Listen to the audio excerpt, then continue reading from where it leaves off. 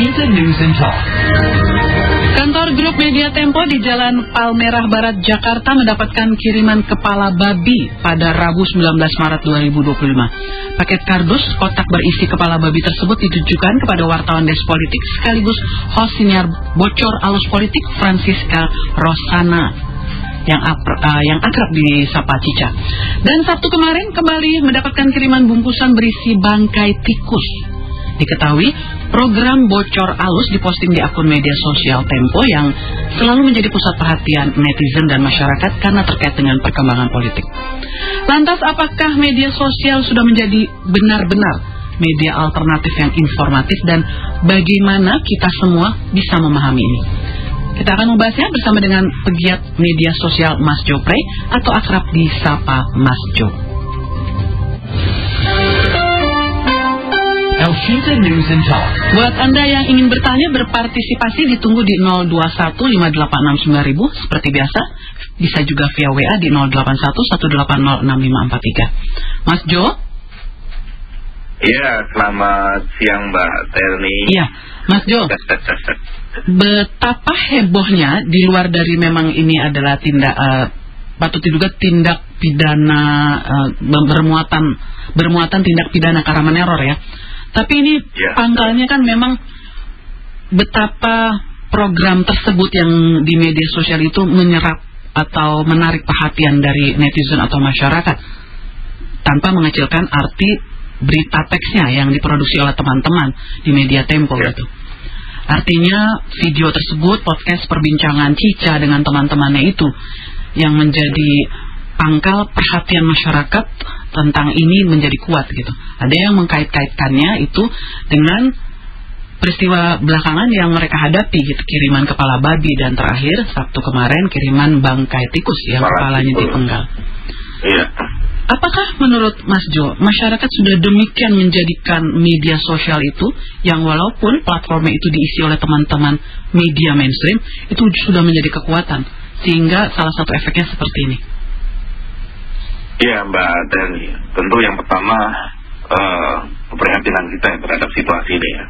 Saya jadi ingat kira-kira 20 tahun silam lah Mbak Suciati, istrinya marhum Mas Munir, itu juga dikirimi waktu itu kalau nggak salah bangkai ayam ya sebelum suaminya tewas itu. Jadi saya mengingatkan kembali masih ada trauma-trauma berita seperti inilah. Tapi bisa jadi yang Mbak Tani sampaikan tadi bahwa ini bisa saja ini adalah pengaruh dari konten-konten yang diproduksi oleh teman-teman kita di Tempo ya, yang ya cukup populer lah, bocor halus itu bisa jadi gitu. Tapi apapun itu, setiap teror kepada media, apapun medianya ya, media-media mainstream itu adalah serangan terhadap hak rakyat untuk mendapatkan informasi. Ya kita tahu informasi yang disajikan Tempo. Saya yakin Tempo dan juga sebagian besar media lain masih memegang teguh pola-pola demokrasi dalam pers ya, yang keseimbangan informasi dan seterusnya. Saya masih itu.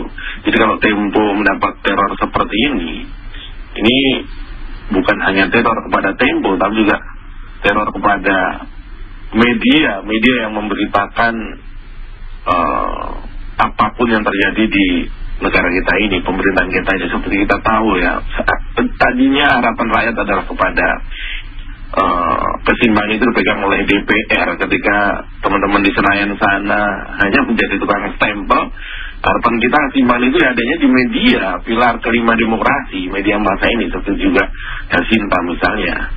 Selain itu juga masyarakat lewat sosial media itu juga kemudian menjadi harapan kita. Sekarang ini berita-berita atau kalimat-kalimat yang diluncurkan oleh pemerintah, terutama oleh kemarin oleh juru bicara istana, itu sudah nggak dianggap lagi sebagai sebuah informasi yang benar. Lalu kita mencari informasi yang benar dari mana? Kita nih sebagai masyarakat awam, yang sehari-hari mendapat paparan informasi dari media mainstream atau sosial media, ya kita mencari sendiri informasi yang benar dari mana. Nah, ketika Tempo banyak mengeluarkan informasi yang ditunggu-tunggu masyarakat ya, suatu yang masih remang-remang, kemudian sedikit dibuka celahnya informasi oleh teman-teman di Tempo ya, kemudian menjadi harapan. Dan ternyata hal ini kebenaran-kebenaran yang disampaikan oleh teman-teman media ini menggelisahkan mungkin ya beberapa orang yang kepentingannya terusik. Nah kemudian ya seperti ini jadinya. Kalau teman-teman di sosial media menyebutnya aksi kepengusutan ini dengan mengirim bangkai-bangkai ini adalah aksi pengecut sebenarnya, karena tidak mampu beradu argumen. Kan kalau di media mainstream itu kan kalau keberatan bisa punya hak jawab terhadap berita-beritanya, terhadap informasinya, silakan. Kan Tempo juga sering ya, dulu kan misalnya ada berita miring tentang seorang menteri, nggak berapa lama menteri itu diundang dan seterusnya seperti itu. Saya pikir apa yang dilakukan oleh teman-teman media mainstream, terutama yang sekarang kita bicara adalah teman-teman Tempo, dengan konten yang di YouTube cukup fenomena itu sudah berlaku azas pertama keseimbangan ya. Sejauh ini kami tonton dari awal kita tonton sesuai dengan standar kode etik jurnalistik. Iya, kode etiknya dijalankan lah sekelas Tempo gitu. Saya pikir ini perilaku anti demokrasi, perilaku yang mengingatkan kita berapa tahun silam sebelum reformasi, dan perilaku ini sangat-sangat kita kutuk tentunya Mbak Terli. Ya, Mas Jo, kita pahami ini buat wartawan yang melintasi berbagai periode ya, ini generasi perbatasan lah. Saya menyebutnya generasi perbatasan gitu ya. Mengingat Mas Jo juga ya, dulu kalau zaman euforia media cetak yang menjadi panglima, itu kalau tidak suka dengan pemberitaan itu diborong eksemplarnya kan, hilang di pasaran gitu ya. Ya begitu ya Mas Jo ya. Betul. Banyak sekali tuh media yang mengalami itu, termasuk Tempo gitu kan ya. Lalu sekarang eranya kan memang platform digital gitu, YouTube yang kekuatan audiovisualnya demikian, bahkan menjadi shareable. Artinya omongan sepotong akhirnya keluar di platform yang lain, di TikTok, penggalannya seperti itu. Ini seperti pisau bermata dua gitu ya. Ada orang yang akhirnya menganggap, lihat dulu informasi lebih utuhnya dari source awalnya gitu kan, itu kalau yang cerdas. Tapi yang jarinya demikian lincah ketimbang menyaringnya, itu akhirnya menganggap sepotong-sepotong itu sebagai satu kebenaran gitu. Nanti kita dalam konteks post-truth nih, kita sekarang juga mengalami post-truth. Ketika kebenaran itu faktual itu bisa dikalahkan gitu dengan euforia itu. Kita ngomong secara global. Menurut Mas Jo, apa yang harus dilakukan oleh masyarakat untuk mendukung pilar kelima, dalam hal ini adalah media atau wartawan ini bisa bekerja secara profesional dan mengawal Indonesia ini? Ya, ini pengalaman pribadi sebagai konten kreator ya. Memang masyarakat kita atau bergejala lah masyarakat dunia terhadap konten-konten yang ada di sosial media. Yang pertama, masyarakat kita itu suka konten yang pendek, cepat. Oleh karena itu TikTok luar biasa di penggunanya, karena mereka adalah short konten ya, pendek-pendek. Juga konten-konten di YouTube pun mengeluarkan model seperti TikTok, yaitu short yang di bawah 1 menit itu. Kemudian yang kedua adalah masyarakat kita suka konten yang isinya orang ribut. Jadi konten tertinggi itu kan kuliner kalau nggak salah. Yang kedua itu ya isu sosial yang ada orang berantemnya, itu yang menarik itu. Yang ketiga adalah konten-konten yang sifatnya waktu belum lama itu adalah flexing, itu sangat disukai. Kemudian yang berikutnya adalah masyarakat kita itu suka dengan clickbait. Judul-judul yang bombastis walaupun isinya tidak seperti itu. Sehingga YouTube pun sekarang kan punya, bukan sekarang ya, berapa waktu terakhir kan punya peraturan tentang clickbait ini, yaitu apabila ada konten-konten yang penuh, misalnya konten 10 menit tapi rata-rata orang hanya melihat di bawah 10 detik orang sudah tidak melanjutkan nonton, ini berarti clickbait ini. Bisa di take down gitu ya? Iya, kontennya 10 menit tapi rata-rata lebih dari 80% penontonnya adalah yang di bawah 10 detik langsung menghentikan dia nonton, itu berarti clickbait. Judul dan thumbnailnya menarik tapi isinya tidak seperti itu. Nah, inilah pentingnya konten full yang ada di YouTube, sehingga ketika konten itu di-re-upload atau di-download atau di-edit orang, kemudian di-upload lagi dalam bentuk pendek, ketika ada masalah kita langsung bisa kasih link utuhnya ini loh sebenarnya, sehingga itu tetap penting. Link yang panjang lebar penjelasan tetap penting gitu. Saya sepakat dengan analisa tadi bahwa kita banyak sekali penikmat clickbait, penikmat konten pendek yang sebenarnya tidak dimaksudkan seperti isi dalam konten pendek itu karena diedit, itu banyak sekali penikmat seperti itu. Dan sedihnya adalah justru orang menyukai konten-konten pendek yang sudah dimodifikasi daripada menonton full penjelasan terhadap suatu tema, terhadap suatu masalah yang komprehensif gitu, Mbak Telni. Betul itu seperti itu. Jadi yang harus dilakukan oleh masyarakat, kita ambil hikmah lah. Di samping juga ini memang ada nuansa hukum, pihak Tempo juga Dewan Pers juga sedang berusaha ya, mereka untuk minta keadilan terhadap teror ini. Buat masyarakat sendiri apa supaya masyarakat cerdas, Mas Jo, dan juga ini kalau saya lihat di sosial media ya, terutama platform yang tadi Mas Jo, itu kan mereka gampang sekali untuk berkomentar ya, paling murah, emang paling gratis, emang enak komentar gitu ya, dari potongan video dalam konteks Tempo ini dan juga untuk tema-tema yang lainnya paling demen menjudgment gitu kan. Iya, betul. Netizen kita dikenal di seluruh dunia sebagai netizen paling sadis ya. Komen tuh nggak kira-kira gitu. Banyak sekali, apalagi kalau olahraga ya, sepak bola kemarin itu, aduh ngeri itu kalau udah komennya dari netizen Indonesia itu banyak sekali, entitas luar yang mirip lah, ngeri lah, itu yang pertama. Sampai ada wasit di luar minta ampun kan? Iya, sampai ada yang minta ampun itu. Itu yang pertama. Yang berikutnya adalah bagaimana kita menyikapi terhadap konten-konten itu. Saya dalam beberapa sesi perbincangan, pembicaraan narsum sebagai saya sampaikan bahwa meskipun itu konten atau berita dari media mainstream, biasakan kalau saya pribadi itu ngecek sampai ke 5 sumber yang berbeda ya. Mungkin mainstream yang lain memberitakan apa, mainstream lain memberitakan apa. Kalau rilis kan sama semua tuh. Lalu baru kita cari misalnya suatu masalah atau suatu berita besar dari narsum yang bisa kita percaya, itu dulu. Setelah itu kemudian baru kita cari lagi konten-konten yang platformnya berbeda. Kalau itu viral di misalnya salah satu platform di YouTube, pasti akan ada berita lanjutannya di televisi misalnya atau di radio di Elsinta ini. Maka 5 hal itu kalau saya pribadi untuk ngecek keabsahan atau kevalidan sebuah berita itu saya lakukan. Memang perlu kesabaran. Nah, problemnya adalah tidak semua orang memiliki strategi seperti itu untuk ngecek sebuah kebenaran berita gitu. Makanya tadi di depan tadi saya ceritakan banyak yang senang konten pendek, shareable, apalagi selain ada sosmed yang sifatnya terbuka, ada lagi sosmed sifatnya messenger yaitu WhatsApp. Itu gila, kecepatan share-nya gila kan. Satu berita dikirim ke sebuah grup yang grup isinya katakan 200 orang. Kalau dari 200 ke 100 tertarik untuk nge-share, bayangkan itu hitungan menit itu sudah nyampe kemana-mana gitu. Maka saya punya teori, sebaran berita viral itu jauh lebih cepat di platform seperti WhatsApp itu daripada mungkin di Instagram atau bahkan di TikTok sekalipun, Mbak Telni.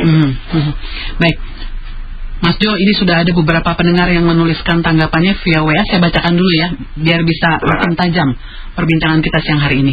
Pak Joko Sasmito di Bogor menuliskan, pendapat saya tetap berjuang, jangan menyerah, semangat 100 kali. Ya, ini artinya memberikan semangat kepada media atau wartawan ya. Lalu Pak Doni di Semarang menuliskan, mungkin itu memang bingkisan atau parcel yang sesuai dengan kredibilitas Tempo di Indonesia selama ini. Kebebasan pers yang mereka inginkan kan tanpa batasan. Sedangkan di dalam masyarakat selain ada regulasi juga ada banyak tatanan yang membatasi sikap dan perilaku setiap individu demi kenyamanan dan keberadaan masyarakat itu sendiri.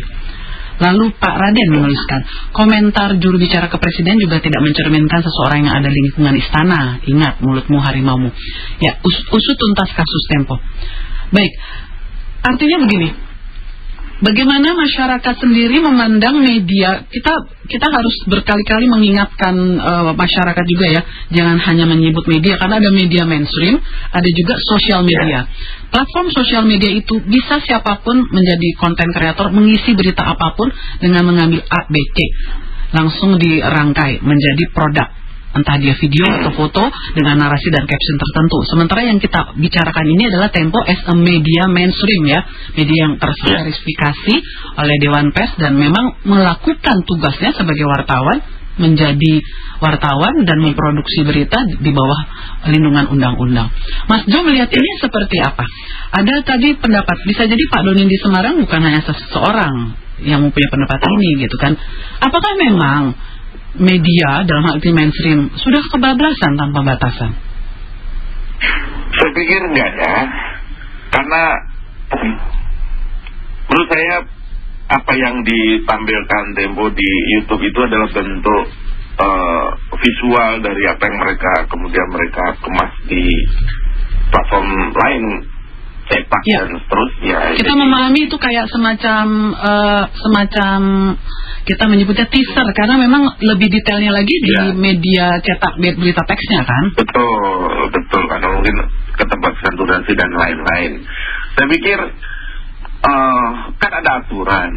Media-media mainstream juga setelah Tempo, mungkin juga kita dan teman-teman lain itu sudah sangat paham tentang aturan kode etik, keberimbangan dan lain-lain ya. Saya pikir dalam situasi media yang seperti sekarang ini, selain TV, kalau TV saya dengar sudah mulai agak sore ya, sudah mulai agak, teman-teman TV sudah banyak keluhan dan sebagainya. Sehingga TV sendiri kan punya ada parameternya, jangan sampai kena semprit KPI ya.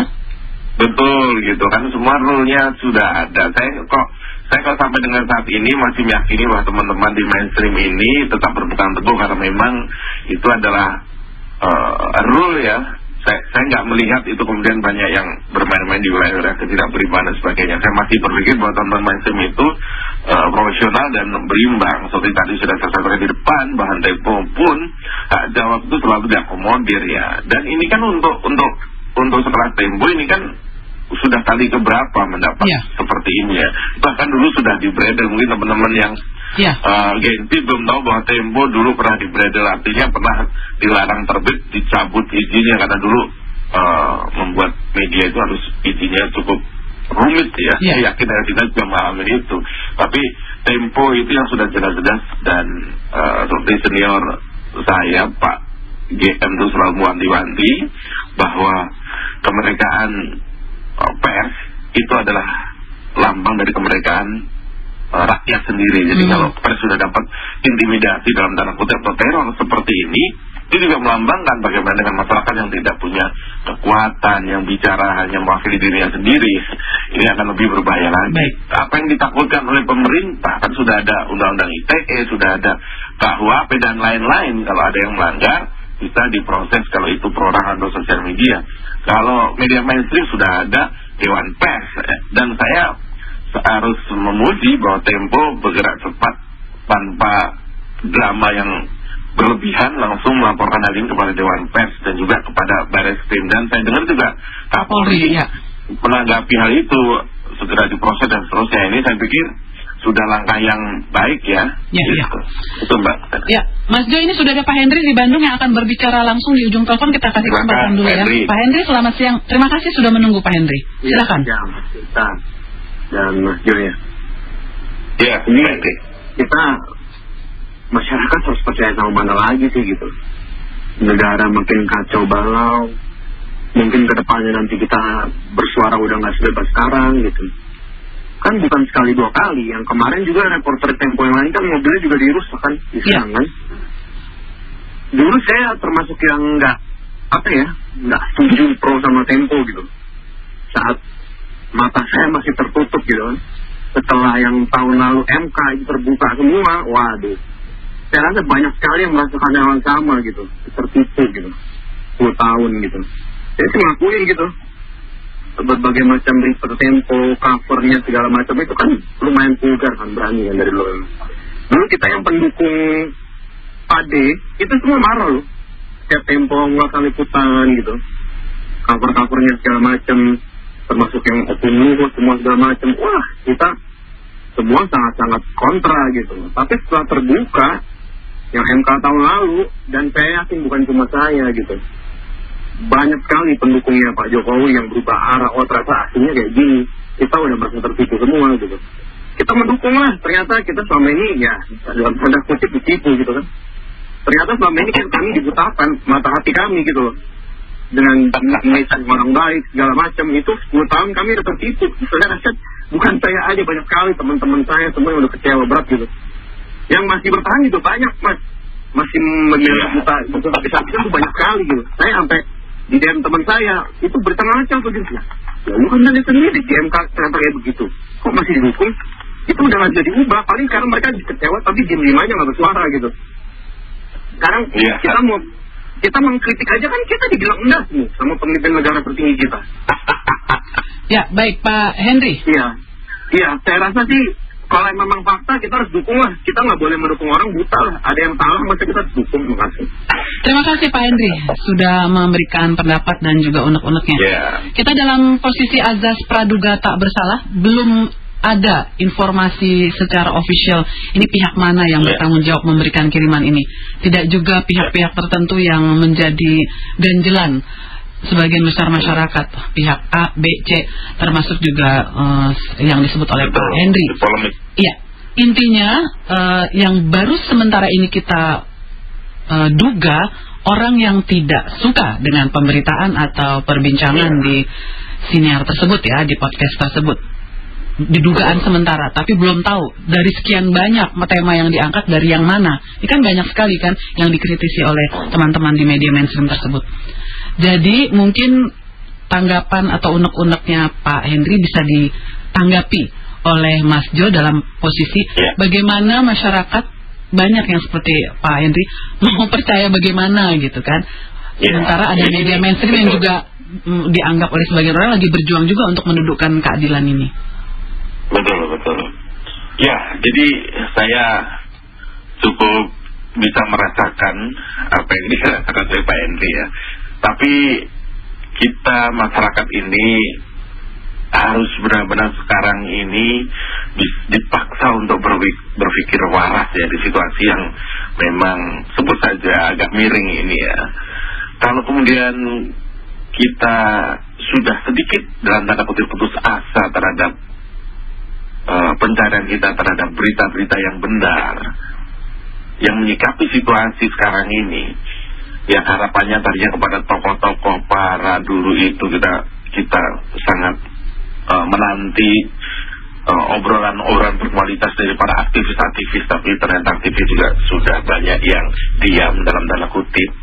Dulu kita selalu menanti kalimat-kalimat dari juru bicara pemerintah ya, atau yang berwenang, yang sejuk, menyejukkan. Sekarang kita tidak mendapatkan itu.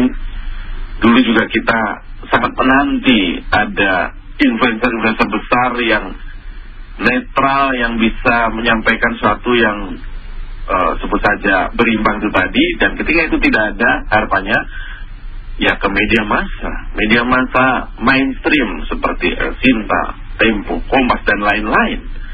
Kalau sekarang ada sebut saja indikasi pembungkaman itu, tentu pertama keprihatinan kita seperti apa yang disampaikan tadi ya, kita mau dengar atau membaca berita dari mana lagi kalau yang seperti saja seolah-olah dilarang. Dan seperti yang Mbak Teli sampaikan tadi, kasus teror bangkai ke kantor Tempo ini pasti terkait dengan pemberitaan Tempo, entah pemberitaan yang mana. Ya kira-kira itu. Sehingga masyarakat wajar seperti Pak Henry tadi menyampaikan kegelisahannya. Saya, teman-teman saya yang aktif di sosial media pun menyampaikan hal yang sama. Ini bentuk daripada intimidasi bersuara dalam tanda kutip. Entah pelakunya ini penguasa ataupun orang yang sakit hati, apapun. Dan biasanya kalau orang sakit hati terhadap suatu berita, maka kadang-kadang kita menilai, ini berarti berita ini benar. Karena kalau berita ini salah, dia punya hak jawab, bisa mengklarifikasi dan lain, dan itu selesai. Dan saya yakin teman-teman di media massa membuka surat-surat siapa yang disebut oleh hak jawab itu. Saya pikir itu, Mbak. Saya ingat ada survei itu di antara beberapa rubrik itu di majalah Tempo itu, surat pembaca itu paling tinggi pembacanya. Karena ada komplain. Iya. Jadi bernostalgia nih ya. Oke. Ya itu tadi, masyarakat seneng konten yang sifatnya dalam tanda kutip berkelahi. Iya. Kan perkelahian. Tapi ya dulu zaman era ketika panglimanya adalah berita teks ya, media mainstreamnya yang print ya. Ini ada Pak Mulyana di Bandung yang akan berbicara langsung. Kita kasih kesempatan dulu ya, Mas Jo ya. Silakan, Pak Mul. Pak Mul, selamat siang Pak Mul. Selamat siang, assalamualaikum Mbak. Assalamualaikum. Waalaikumsalam. Silakan ke Mas Jo langsung bertanya ya. Demikian saya sebagai masyarakat saya merasa prihatin gitu. Mau apa lagi, demokrasi kita ini kan mau ditanyakan mana tuh ya. Kalau masih ada manusia picik begitu, itu manusia picik, itu jadi zaman dulu kala ya. Main apa-apaan itu. Kan saya sudah sedih gitu. Sedihnya kenapa? Saya waktu di tim ya. Ini Pak Mul ini senior citizen loh Mas Jo. Ini usianya sudah banyak juga. Iya Pak Mul. Berapa Pak Mul? 77, 79. Luar biasa ya. Begini. Generasi baby boomers nih. Kan waktu itu ada wartawan perang ya. Saya waktu itu jadi dandu. Saya menjaga wartawan itu ya. Jangan sampai, karena paling ngeri itu di tim tidak dipakai lagi acara ini tangga gitu ya, undang-undang tangga ini orang pretelin itu tembak aja gitu kan, sedang orang harus dilindungi. Nah ini itu dalam suasana dalam tanda petik perang darurat ya Pak Mul ya. Sekarang kan tidak dalam kondisi seperti itu kan? Ya sekarang memang bukan wartawan juga dilindungi gitu, harus dilindungi. Saya waktu jadi dandu ya dilindungi, alhamdulillah. Waktu itu saya suruh melambung ke atas, saya tinggalkan, dikasih sama dandu yang lain. Ditembak sama pretelin. Nah saya sama ngeri sama sekarang dulu namanya Edi Sundari, siapalah ya. Demikian gitu. Itu makanya saya sedih. Itu orang-orang picik begitu ya, orang-orang picik yang tidak mau negara aman, negara tertib ya. Kita ini mau betul-betul negara ini yang ditanjarkan untuk nusa bangsa dan negara yang masyarakat.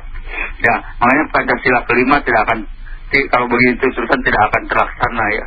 Baik. Ya. Nah itu demikian aja. Terima kasih Pak Mul, terima kasih. Ini senior citizen ya, terima kasih atas baktinya juga ya terhadap Indonesia ya Pak Mul ya. Bisa menceritakan pengalamannya dulu. Saya rangkai dulu dengan WA dari Pak Levi ya Mas Jo. Pak Levi menuliskan, saya juga menyayangkan statement istana yang menyebutkan dalam tanda petik dimasak saja. Ini terkait dengan kepala babi ya, semakin menguatkan masyarakat gitu. Ini jadi sebenarnya kiriman dari siapa gitu? Kok seperti divalidasi? Mohon maaf, saya modifikasi Pak Levi tulisannya, tapi intinya seperti itu ya. Di tengah kondisi teror yang dialami teman-teman di Tempo, lalu memang kan beritanya berkembang nih beberapa hari belakang ini terkait dengan kepala babi, lalu yang tikus, juga ada tokoh-tokoh yang bersuara, pegiat dan aktivis juga bersuara dan lain sebagainya. Baik, Mas Jo, ada yang mau ditanggapi Mas Jo dari kegundahan Pak Mul, termasuk juga dari Pak Levi? Betul, Pak Mul cerita itu kan sebuah kisah nyata beliau ya. Semoga sehat-sehat terus Pak Mul. Ini baru kali ini saya mendoakan orang namanya Pak Mul.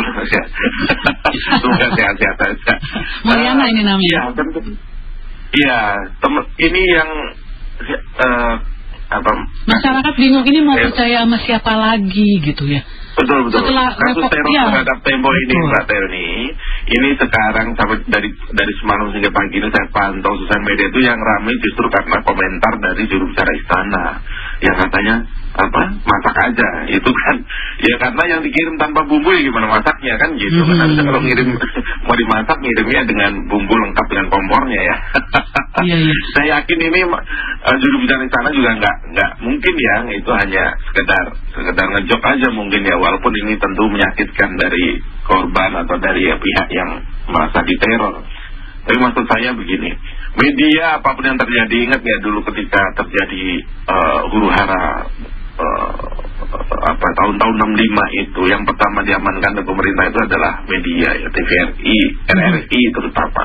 Iya. Itu radio yang jangkauannya yang harus dikuasai ya waktu itu ya. Betul, itu artinya apa? Pilar kelima ini bukan main-main.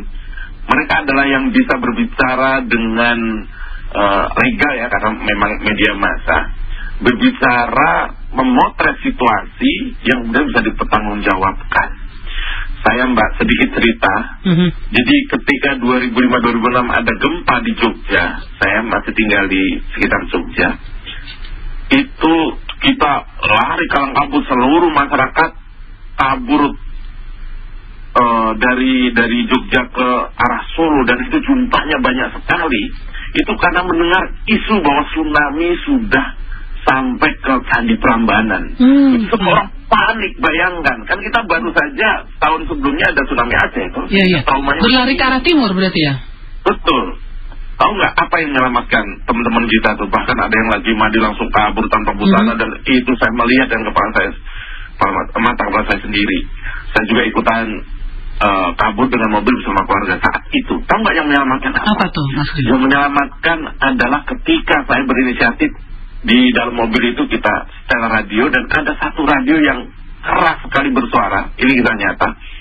Radio di Jogja. Itu radio sahabat kita juga, Sonora. Itu memberitakan berulang-ulang, tidak ada tsunami, tidak ada tsunami. Studio kami ada di Jogja dan kami baik-baik saja. Bayangkan kalau air benar sudah sampaikan di Prambanan, itu Jogja tenggelam kan? Iya. Lumayan itu dari selatan sampai ke timur begitu kan? Betul. Lalu di saat itu saya berinisiatif putar balik, lalu berteriak di setiap pinggir jalan bahwa itu adalah hoax. Kembali media menjadi penyelamat. Itu maksud saya tadi Pak Mul yang di Bandung atau Jawa Barat tadi, saya dalam situasi perang pun tetap media yang menjadi yang harus kita selamatkan dan kita jadikan sebagai patokan informasi ketika kemudian pemerintah atau rezim mungkin sedang kesulitan atau tidak bisa memberitakan hal langsung pada masyarakat. Ini yang kita sebut sebagai media adalah pilar kelima dari demokrasi. Termasuk juga dalam perjalanan keberadaan bangsa Indonesia, media juga berjasa menyuarakan kemerdekaan, menyiarkan kemerdekaan Indonesia. Betul, kan ya? Proklamasi yang kita dengar sampai hari ini itu direkam di RRI. Itu bukan suara Bung Karno ketika yang di foto-foto sedang pengibaran bendera merah putih, bukan. Saat itu tidak ada yang merekam atau gagal merekam sehingga direkam kembali di RRI. Ini media lagi gitu kan. Iya, Mas Jo, saya sedikit agak ingin mempertajam diskusi kita pada siang hari ini sekaligus juga minta pencerahan. Mas Jo, di sosial media itu kita sekali lagi mengedukasi sesama kita lah ya, masyarakat dan juga pendengar. Orang harus dibedakan antara media mainstream yang mempunyai akun di sosial media dan menyiarkan pemberitaan mereka dengan netizen yang mempunyai akun dan membuat berita dengan menjahit dari A, B, C dan membuat narasi sendiri. Untuk seperti ini, untuk closing statement ya, untuk seperti ini bagaimana kita harus menyikapi, kita pendengar El Sinta pada cerdas-cerdas semua ya, sekalian mengedukasi. Satu itu, terus kedua, untuk konteks Tempo ini sampai jadi semacam ada sinis-sinis dari beberapa netizen mengatakan ngirim sendiri, heboh sendiri. Sampai ada netizen yang berpikiran seperti itu. Saya tidak tahu itu komentar seperti halnya iseng saja, nyeletuk, biasa kita kalau omongan warung kopi, atau itu bagian dari dalam tanda petik sebuah gerakan yang mau menggiring opini, atau itu bagian dari kebenaran, kita nggak tahu di sosial media kan. Karena kan orang yang membuat komentar di akun-akun itu netizen yang bisa jadi fake account, atau yang memang selama ini dikenal juga sebagai influencer, atau influencer dalam tanda kutip gitu, ada embel-embelnya. Sebenarnya kita ini yang masih ingin Indonesia ini tenang dan masih ingin media mainstream ini bisa memberdayakan kita semua dalam perjalanan masyarakat Indonesia, seperti apa? Singkat saja untuk closing statement. Iya, kalau akun di sosial media sifatnya akun perorangan, dulu tuh kita punya cara untuk memvalidasi ini benar atau tidak, itu dengan centang biru. Ya, sekarang banyak orang bisa centang biru, itu yang pertama. Kemudian juga terhadap konten-konten jahitan, editing atau yang sudah di remake atau re-upload lagi, itu salah satunya ya kita harus menyertakan sumbernya. Kan banyak juga teman-teman yang di sosial media itu yang sudah cukup adil ya, ketika dia mengedit sebuah konten dia menyertakan sumbernya. Nah, apa yang disampaikan dalam sebuah konten editan itu kalau disertakan sumbernya, ya alangkah baiknya kita telisik dulu sumbernya. Nah, itu yang kedua. Yang berikutnya adalah konten-konten disampaikan oleh konten kreator atau pemilik akun perorangan seringkali itu berniat untuk belum tentu juga dia untuk meredis atau membelokkan sebuah fakta. Jadi dia adalah bagian dari orang yang memiliki ketertarikan terhadap isu, terhadap berita sebuah peluncuran mobil baru yang panjang kali lebar, maka influencer mobil biasanya itu merangkumnya jadi konten yang enak dilihat dan singkat. Seperti tadi di depan saya sampaikan bahwa kita suka konten-konten yang short. Sekarang pun media mainstream itu sudah mulai membuat konten short atau teaser tanpa berita yang sangat panjang. Tapi tentu selalu diikuti dengan link berita panjangnya, baik di bio ataupun di deskripsi. Kita juga dikasih penjelasan bahwa konten ini silakan tonton versi fullnya di link yang ini. Nah, itu adalah cara-cara yang bijak dalam menyampaikan sebuah informasi panjang terhadap sebuah versi pendeknya. seperti itu. Jadi kita sebagai masyarakat sosial media tentu harus memahami itu. Oh, ini konten dari akun anonim. Kalau anonim tidak menyerahkan ada foto pribadi, nggak di misalnya di bio-nya juga dia blank, fotonya gambar telur dan sebagainya, yaitu kan saja itu angin lalu lah kalau. Patut diduga fake account ya? Bisa jadi itu fake lah, kira-kira seperti itu. Kalau isu Tempo ini memang di sosial media kebelah dua, walaupun jumlahnya tidak berimbang. Ada sebagian sedikit yang menganggap itu tuh drama, itu tuh dikirim oleh pihak itu sendiri, dan itu wajar dalam sebuah perdebatan terhadap isu ya, itu wajar. Oleh karena itu jalan terbaik bagi Tempo yang kita dukung adalah melaporkan ini kepada Dewan Pers dan melaporan ini kepada Barreskrim Polri seperti anjuran Pak Kapolri. Saya pikir itu sudah sangat tepat ya. Itu Mbak. Baik. Terima kasih Mas Jo sudah bersama dengan Elsinta. Selamat siang dan sehat selalu Mas Jo. Terima kasih Mbak Teni. Salam dan selamat berpuasa buat yang menjalankan. Terima kasih, selamat siang. Demikian tadi pegiat media sosial Mas Jopre atau Mas Jo, dan terima kasih kepada seluruh pendengar yang sudah berbicara langsung di ujung telepon dan bertanya dan menanggapi via WA. Elsinta News and Talk.